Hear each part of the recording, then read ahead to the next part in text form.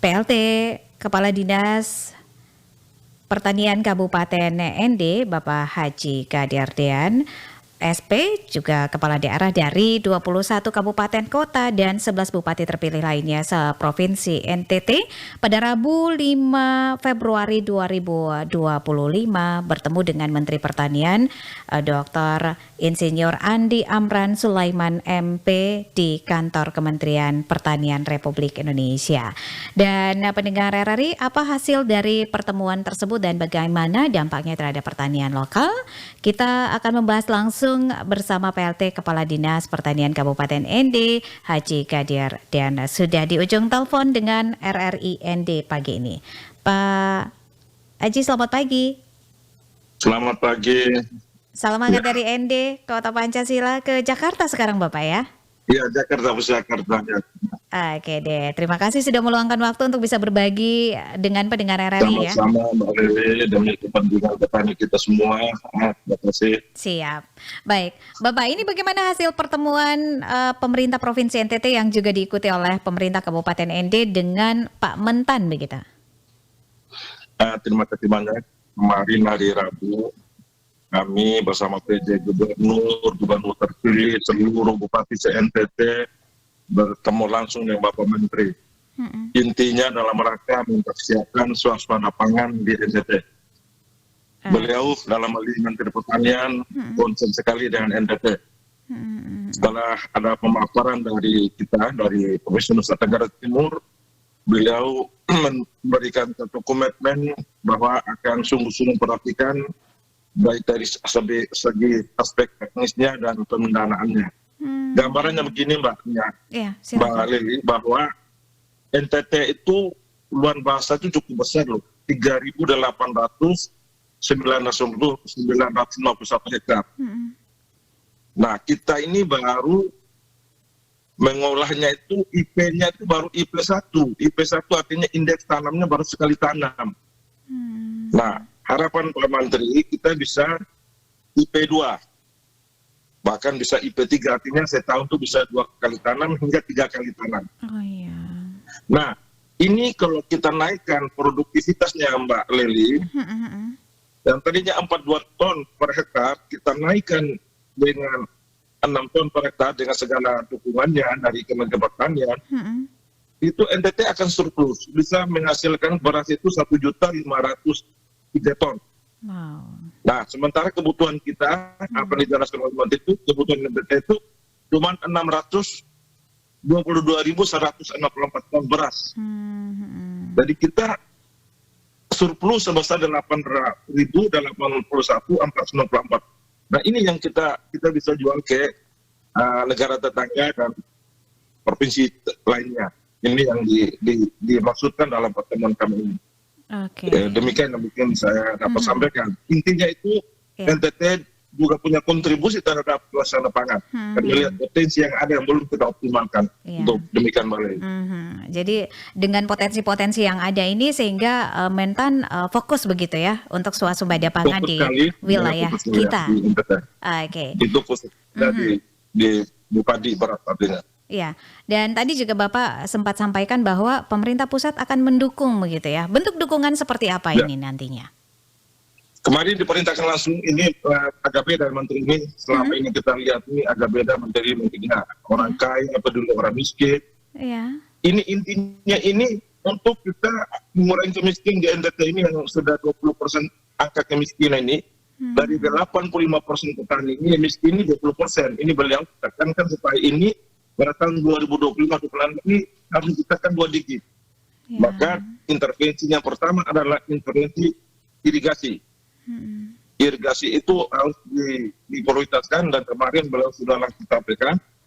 Sambil menunggu perbaikan irigasi, beliau akan mengirim kita 500 mesin pompa. 250 itu hand traktor. Benih-benih yang kurang itu beliau akan segera kirimkan ke NTT. Kalau merangkak suasana pangan di NTT ini, itu bentuk kepedulian pusat terhadap NTT. Karena tingkat kemiskinan ini tinggi sekali. Nah, syukurlah untuk NTT itu tidak menyumbang angka kemiskinan, dan kita cuma 1,40%. angka kemiskinan ekstrim. Data BPS 2024 itu ND Pulau Stimulan Kupang itu sangat terendah, 1 koma. Sementara kabupaten lain khususnya Sumba Tengah, Sumba Timur, Sumba Barat itu tinggi, itu menyumbangkan angka kemiskinan ekstrim di NTT. Itu berdasarkan data BPS tahun 2024. Itu makanya demikian. Oke, baik Bapak. Nah ini terkait dengan untuk meningkatkan swasembada pangan di NTT di tahun 2025 ini, dan ini juga menjadi fokus Pak Mentan begitu ya untuk NTT termasuk di Kabupaten ND. Nah langkah-langkah apa saja yang nantinya akan dilakukan oleh pemerintah Kabupaten ND untuk bisa menggolkan begitu ya, untuk bisa menggolkan apa yang kita harapkan bersama begitu untuk peningkatan swasembada pangan ini di ND. Jadi ini, terima kasih Mbak Lili.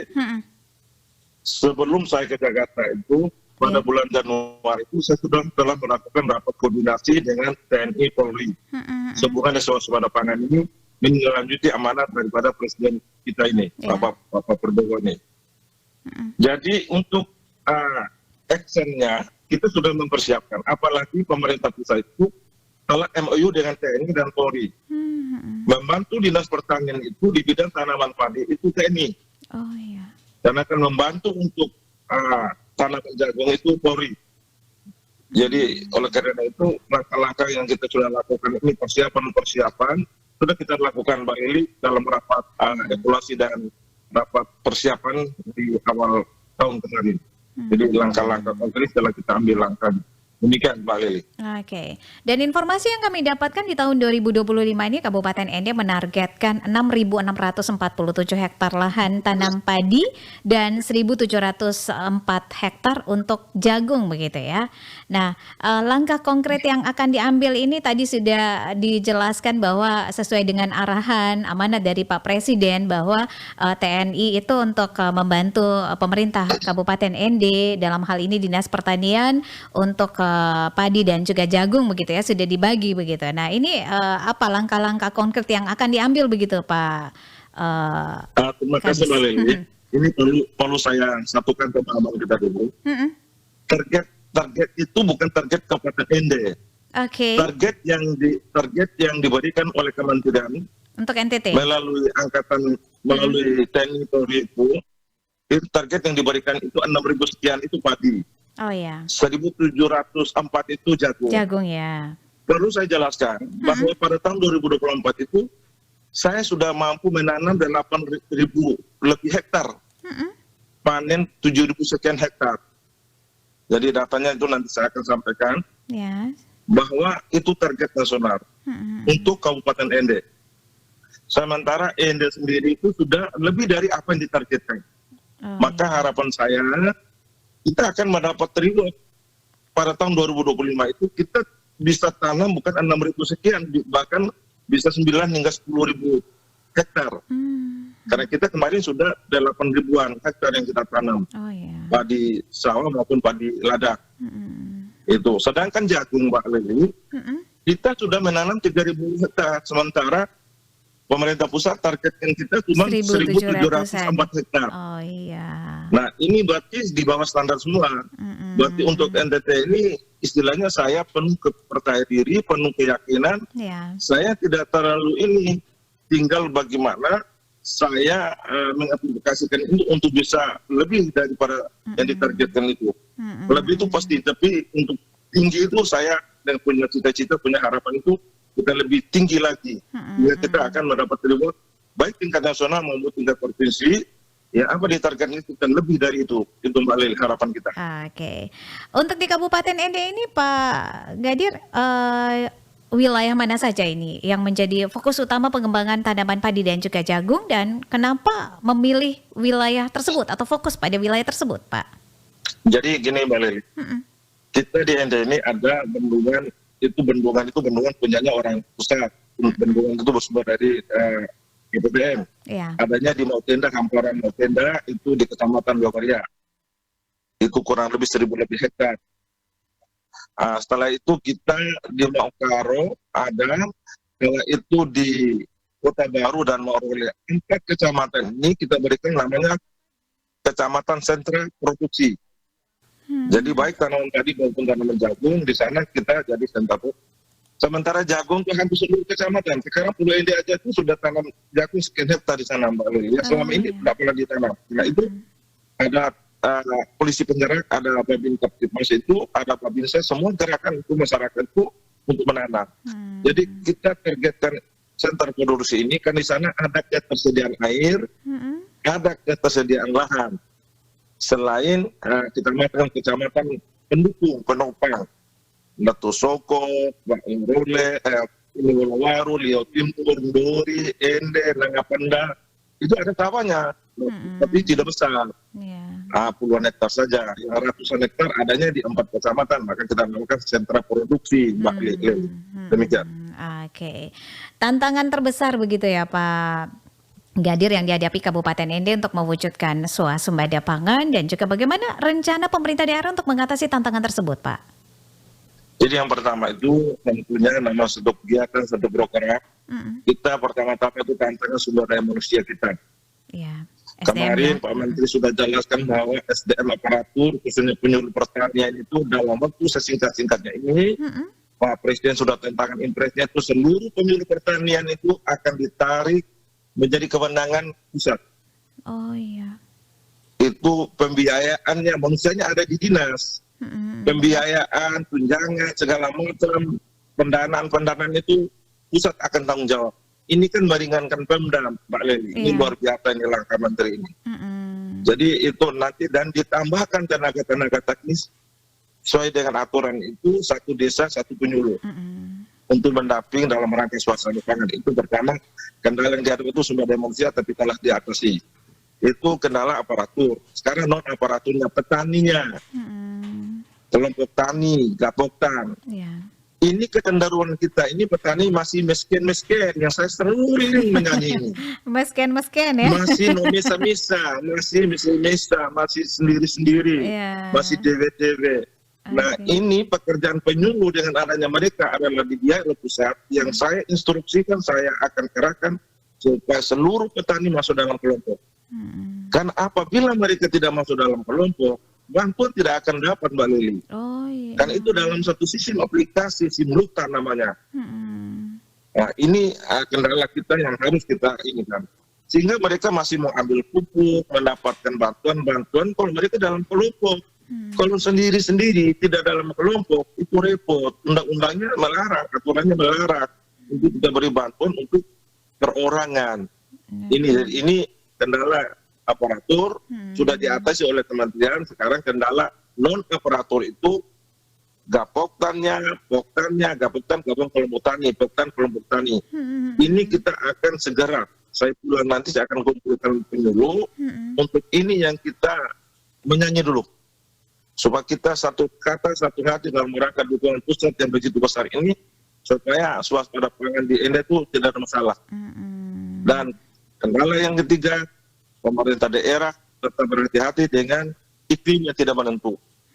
Oleh karena itu bantuan mesin pompa, bantuan ini perlu kita efektif dan kita harus perhatikan benar-benar untuk menjaga nanti. Kita ini kan Januari, Februari, Maret, April kan hujan sudah mau pulang kampung. Jadi kita harus mempersiapkan karena tanaman padi, tanaman jagung itu mereka butuh air.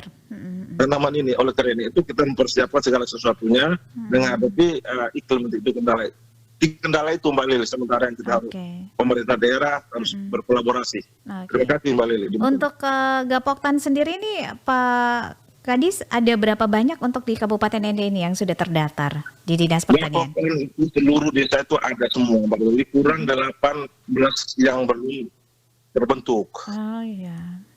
Jumlah desa yang ada di Kabupaten Ende itu Gapoktan sudah ada semua. Hanya itu tadi Mbak Lili, mati tanggan hidup tak mau. Ini yang perlu kita perbaiki lagi, kita ada organisasi kembali supaya ini kan ini perintah menteri, perintah presiden. Ini kita kerja ini untuk kembali kepada intinya itu kesejahteraan petani kita. Angka miskin itu turun sudahlah, jangan konotasi petani miskin. Sementara tidak ada petani itu orang sukses, petani itu orang miskin. Ini yang kita kerja keras ini berapa tahun ke depan atau sesingkat-singkatnya Mbak Lely. Demikian. Oke, baik. Pak Gadir, apa pesan Anda yang ingin Anda sampaikan kepada pendengar RRI masyarakat Kabupaten ND terkait dengan program swasembada pangan yang tengah dijalankan ini begitu? Pesan saya, mari kita bahu-membahu, kita jangan banyak omong, jangan berteori, sehingga ini kita dukung semua komponen, dari pemerintah daerah, baik di DPR-nya, semua kita satukan langkah, teknisnya semua satu langkah untuk mendukung swasembada pangan ini demi kesejahteraan petani kita. Meningkatkan angka-angka kemiskinan segera kita turun di NTT. Jadi itu di ND saja Mbak Lely, kita itu masih kurang 11.960 ton setiap tahunnya. Yeah. Karena kita kebutuhan beras kita itu 6.000 sekian. Sekarang kita masih kurang, oleh karena itu dengan swasembada pangan ini yang tadinya tanam sekali bisa tanam 2 kali. Harapan kita ke depan semua kita mau membawa, semua stakeholder kita bekerja sama, kita yang jelas kita akan meraih swasembada pangan ini dan kita tidak lagi ketergantungan beras dari luar. Harapan kita gitu. Kepada Ibu Bapak Tani saya harapkan supaya bisa berkelompok. Kepada Ibu Bapak Tani, bantuan pemerintah subsidi pupuk ini diambil, apabila tidak jelas tanyakan penyuluh-penyuluh kami. Kepada TNI yang mendampingi kita semua. Saya rasa itu himbauan saya, Mbak Lely, demikian.